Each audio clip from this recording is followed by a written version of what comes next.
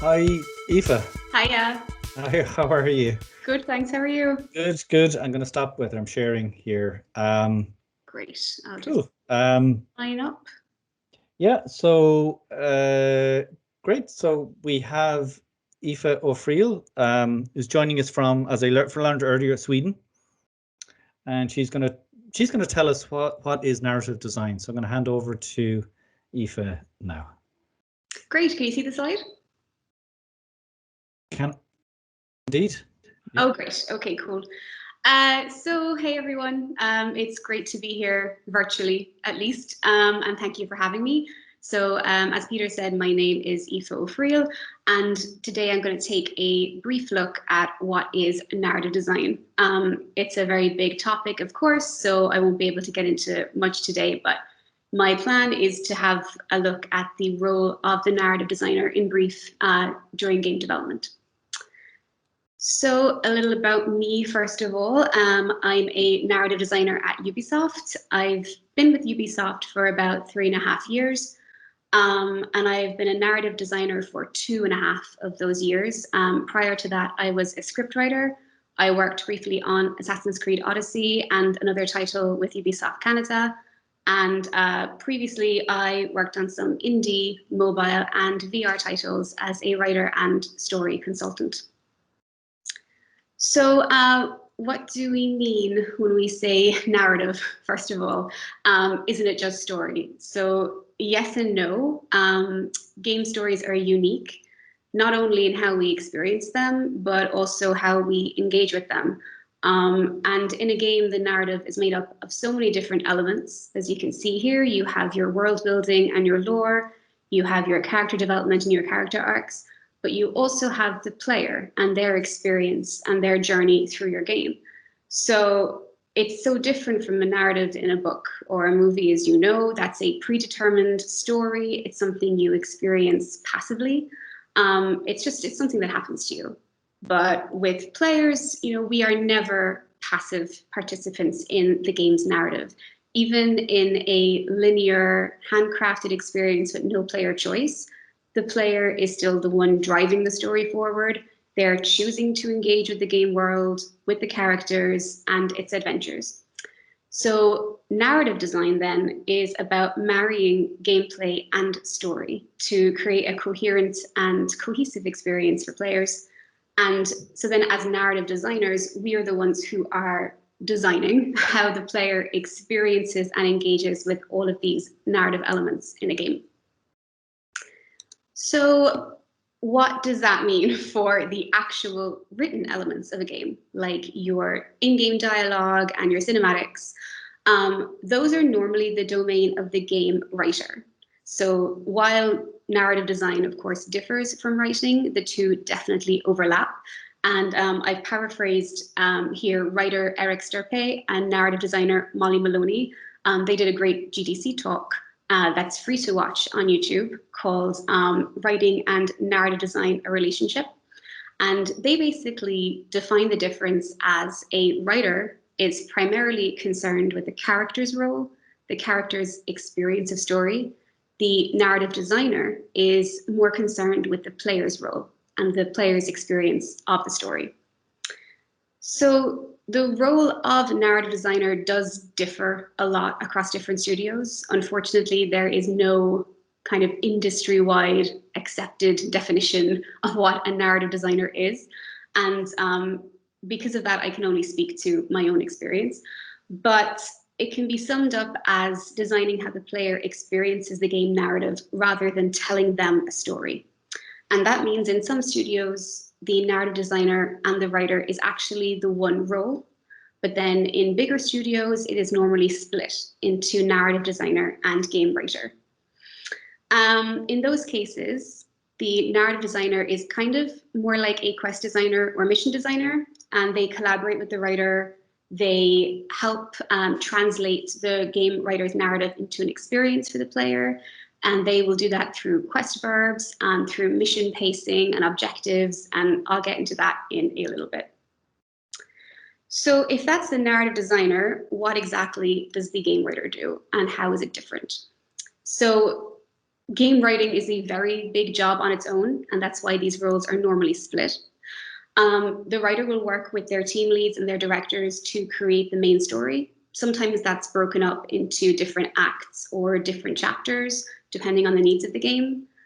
Writers also create all the character bios, the character arcs, the backstory, and they tend to be the go-to for the rest of the development team if there are any questions about the lore or the narrative rules of the world. Writers are also normally involved in the casting process for casting voice actors and actors for performance capture. And they're normally at these shoots and they work with directors. They also work with the animation team and level designers when it comes to implementing these cinematics into the game. And they'll work with artists on the environmental storytelling that a space needs to do. For example, has a fight happened here? Is there graffiti on the wall? Is the player walking into a party? You know, other things that tell the player a story that aren't necessarily a cinematic, but they inform the player's experience of the narrative. So the writer is responsible for all of the text in the game. And as you can imagine, that's quite a lot. It's not just your cinematics and your in-game dialogue. You also have arcs. A lot of you are probably familiar with barks, but just in case you're not, those are sort of triggered lines in the game, such as enemy AI lines, like she's over there, or your friendly AI lines, like I've got your back. And they kind of inform the player's understanding of the world as they move through it. And aside from what you hear in game, there's also what you read. So you have your objective text, you have menu text, item descriptions, quest log entries, loading screen tips. There's plenty of text in the game for a writer to write and to revise and to edit. So how does all of that then fit into the work of a narrative designer? Narrative designers can also work with writers to develop the story and the world, but their focus is on translating those elements into an experience for the player. So narrative designers then work in their own team. They can design narrative features like dialogue systems, narrative collectibles. They can be in charge of narrative documentation. They can track the things like objective text and menu text that will be written by a writer, but the narrative designer will implement those in the best place in the game. Narrative designers will usually work very closely with writers and with level designers on the intent of quests and missions. And they are the ones responsible for the quest verbs that I mentioned earlier. So those are the player's actions while engaging with the world. So for example, explore is a quest verb, destroy is a quest verb, investigate. So those are the actions the player can take to engage with the narrative, and that is the narrative designer's responsibility. So because of this, as I'm sure you can imagine, it's really important that a narrative designer understands storytelling and that they understand gameplay, because they are the ones that end up merging the two. So if narrative designers bridge this gap, then how do they do it? What does it entail?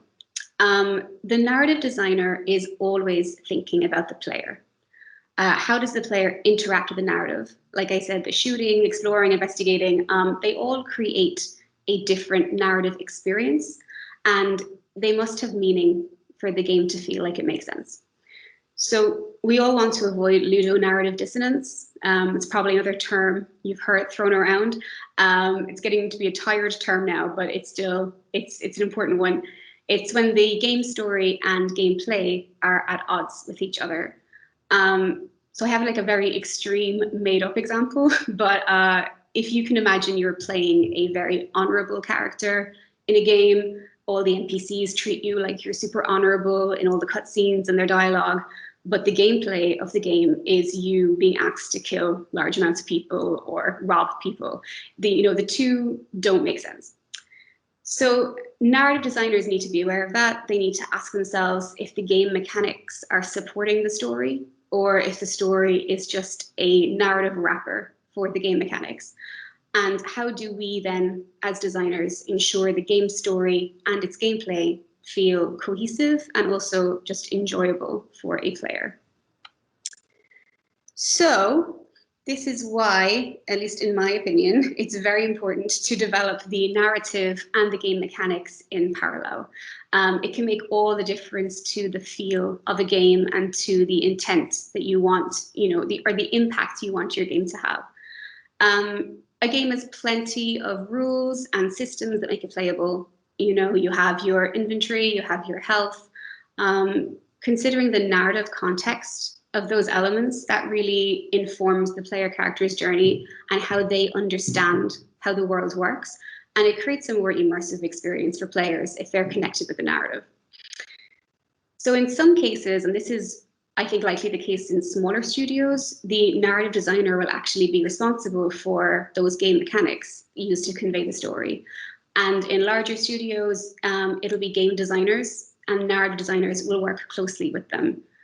So you might wonder, if a game designer is designing mechanics, then what is the narrative designer's role in that? So basically, they're both looking at mechanics with two different points of view. A game designer might ask, what skills is the player going to gain as they progress through the story, and what order will they gain the skills in? But the game or the narrative designer might ask why. Why does the player gain these skills? How do they fit with the player's understanding of the world and their understanding of the story? So that means then a lot of narrative design work is finding a balance between narrative and gameplay. Too much narrative can break player engagement. And it feels wrong for me to say that because I love a good cinematic, but unfortunately, too much of it can be too much. Games are interactive experiences. Very long cinematics or walls of text is off-putting for players. But the opposite's also true. Too much gameplay can be stressful. Players want to feel like they're progressing in the game, progressing in the story. They want to have their boss fight reward cinematic, or they want to have a chat with their favorite character. So even if you're not making a narrative heavy game, and even if your game doesn't have any cutscenes, you do need to give the player a break from the action, particularly if it's high intensity. So even though you could have a gorgeous 5-minute cutscene, and I will argue for it every time, you still need to justify why you were taking 5 minutes of agency away from the player. And designers need to get that balance right. So part of that balance is making the player care. Unfortunately, the player does not care about your story, and at least not straight away. They're not sitting down to read a book or a movie. They are going on an adventure. They have picked up their controller, or they've sat down to their PC and they want to kill some baddies, and they want to get new powers, or they want to explore a new world. And they want to have an awesome time in your game. So the story and the player's emotional connection with NPCs is definitely a huge part of that. It's a huge part of player investment, but you need to give players a reason to care about these NPCs in the first place. So while it's up to the writer to create these compelling characters and write, emotional dialogue, none of it matters if your player is just skipping through the cutscenes.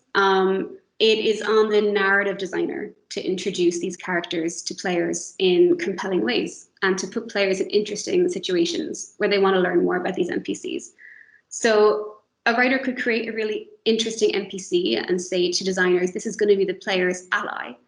The designer then might design a quest where the NPC rescues the player, or the NPC teaches them a new skill. And then players are straight away more invested. They want to learn more about this character, and the writer's work gets that attention from the player then as well. So as you can imagine, it is very collaborative then between narrative designers and writers. So once you've done all that work, how do you implement it? Writers usually work in script writing software, and narrative designers usually work in the game editor. And that means implementing narrative systems like if your game has player choice, or if it has branching, or if there are triggers for particular narrative events, or conditions that are allowing certain events to occur for the player. All of it depends on the kind of game you're making, but the narrative designer will be the one implementing those. So this requires a basic understanding of variables and values. You absolutely do not need to learn how to code. If you can code already, that's fantastic, but it is not necessary. A familiarity with visual scripting is great, and I have an example on the slide here from Unity's visual scripting with Bolt from 2020. There are plenty of examples of this online. If that looks scary to you, it is not. I am not a very technical person. Visual scripting is really not that hard. If you have used something similar before, then this is probably familiar to you. If you haven't used something similar, Twine is actually a great, easy visual tool for scripting if you want to kind of experiment and learn how node-based scripting works. I find it really relaxed. I just like looking at it going, oh. But very interesting. Very. Oh, sorry. Is someone asking a question? I thought I heard. No, I think that was just coming in over someone's mic. No. Oh, okay. All right. So into the good stuff. I'm going to talk about career paths just a little bit. I mean, honestly, careers could be a talk by itself, but if you find this kind of thing interesting, the intersection of narrative with gameplay, then narrative design might be a path you're interested in. Most narrative designers come from technical or writing, and it's completely fine to be stronger in one or the other. I have a background in English literature. I was not technical when I started, but it's very easy to learn these tools as you go and to do a lot of research yourself using free tools like Twine. It's also expected by recruiters, in my experience, and by game developers interviewing you, that you will be stronger in one over the other. What they want is that you have a good grasp of storytelling and gameplay for entry-level positions, and then you can build upon that later. And I'll also say a university degree does make a difference, and I guess I'm talking to the right crowd for that, but I mean, there are I know plenty of designers who don't have a degree at all, and they've been working in games for 20 years, so it's fine. But the industry is very fluid now, people move around a lot, job opportunities can come up anywhere, and the truth is that a degree makes your international work visa much, much easier to get. So I would always recommend a university degree if you want to work internationally. So breaking in, how do you go about that? You know, you're ready to go. What do you have to do? So I think one of the most important things you can do is create your own game. And it doesn't need to be complicated. It just needs to show that you understand narrative, you understand storytelling, and you understand how to design an experience. So I mentioned Twine. There's also Inky, which is, I think, made by Inco. It's also free if you want to have a look at some nice, easy scripting. If you're more advanced, and I'm sure a lot of you are, Unity and Unreal are also accessible for everyone, and you can make quite simple or very complex games in there, depending on your skill set. But also don't forget about your writing skills. If you find narrative design interesting, no matter where you work, you probably will be doing some writing or all of the writing, depending on the size of the studio. Or you might have decided you prefer the game writer's job and aren't interested in the design aspect at all.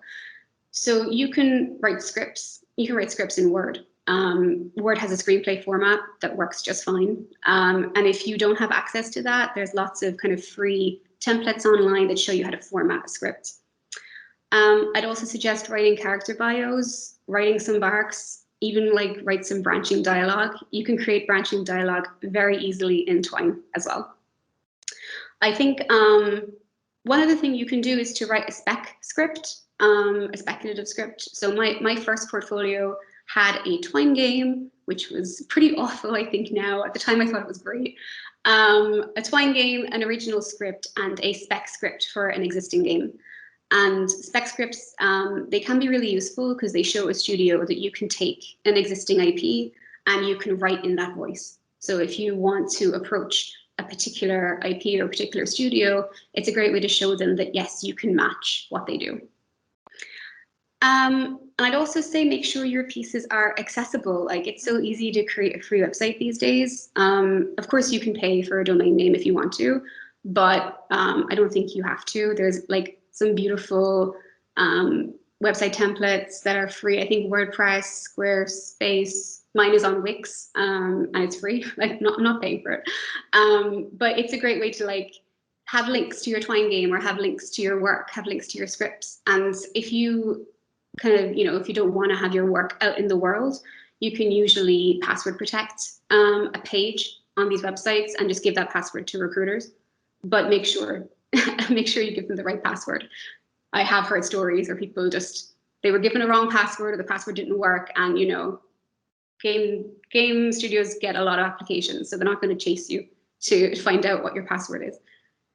And I'd also say that networking and mentorship is so important. I'm sure you hear this a lot, but game dev Twitter offers plenty of information on both. I know COVID's still a thing, of course, so meeting in person is hard, but there are lots of online mentorship opportunities, online game jams, and there are lots of programs, especially for recent graduates or for students who are looking to break into games. So I definitely recommend, you know, going on Twitter, following some game designers, follow some studios and some recruiters, and they post those opportunities.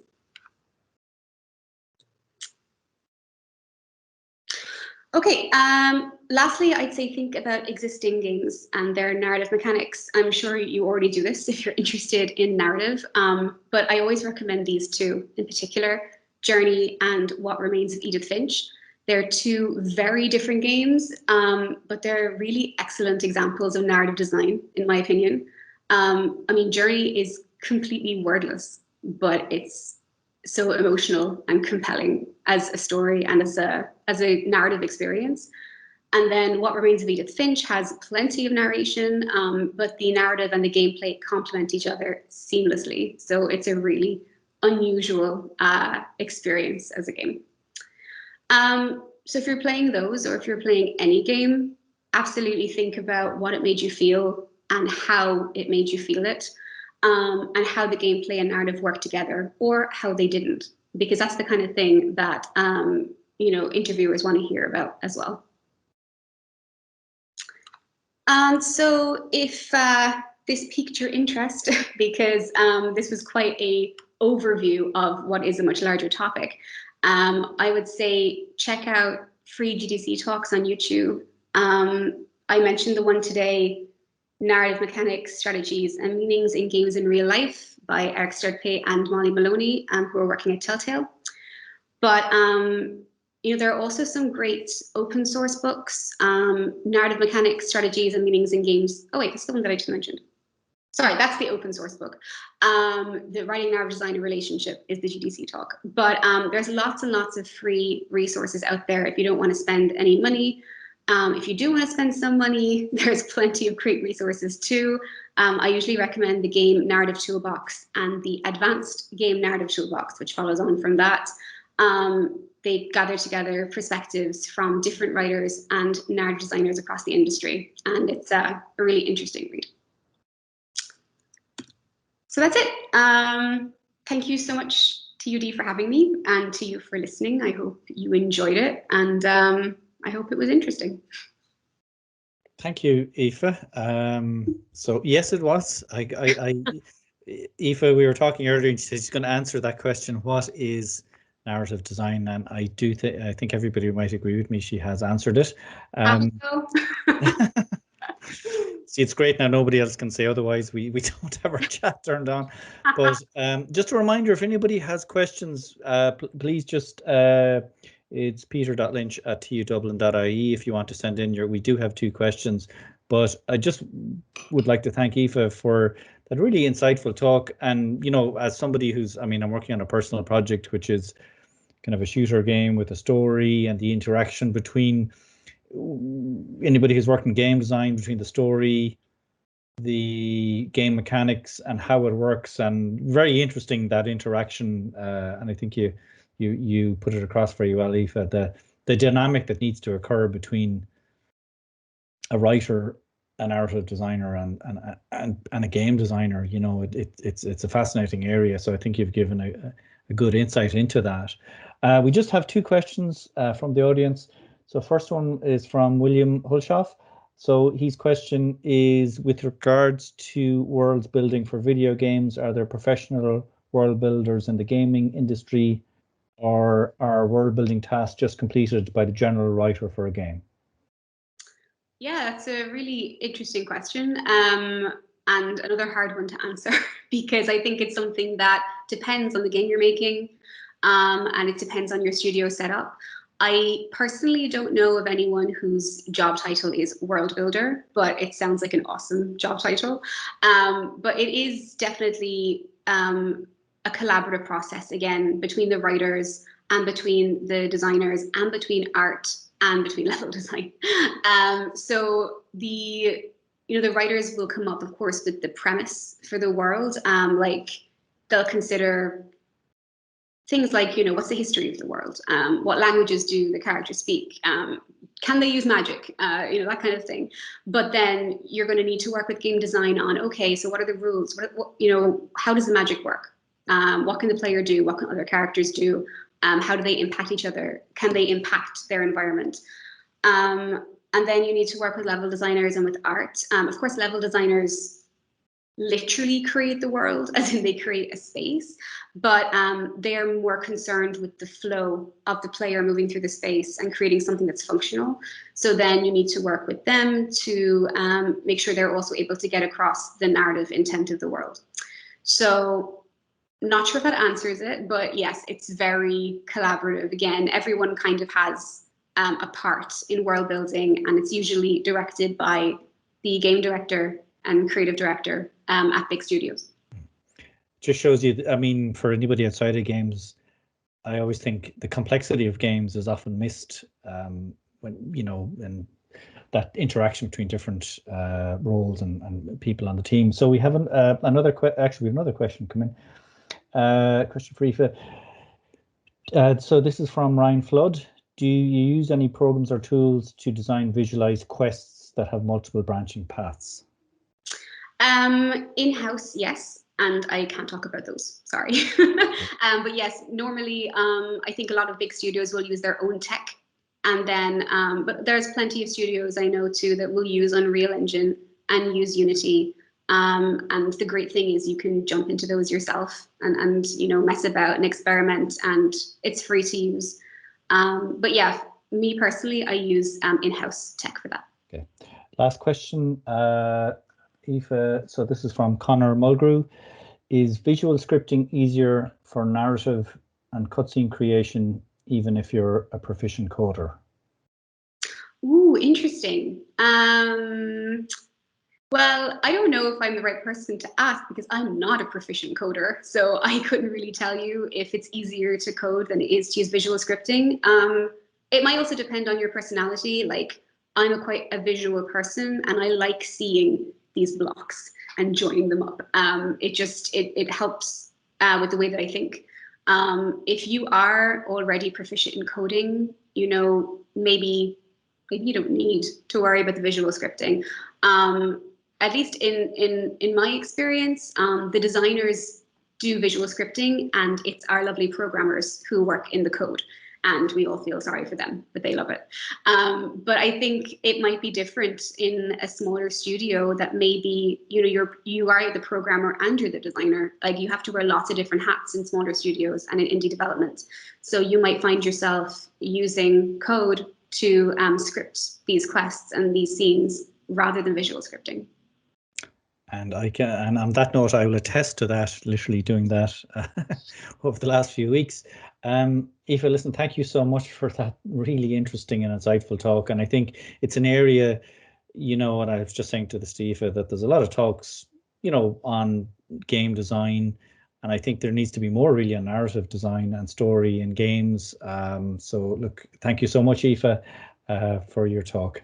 Yeah, it was great. And, I'm on Twitter if anyone wants to ask more questions or, whatever. Good. But there yeah, you go. I'm glad it was helpful. I know it was a lot. I kept thinking I need to condense this a bit more, but yeah, I'm glad it was interesting. Cool. Thank you so much. Thanks so much. Bye. Bye now.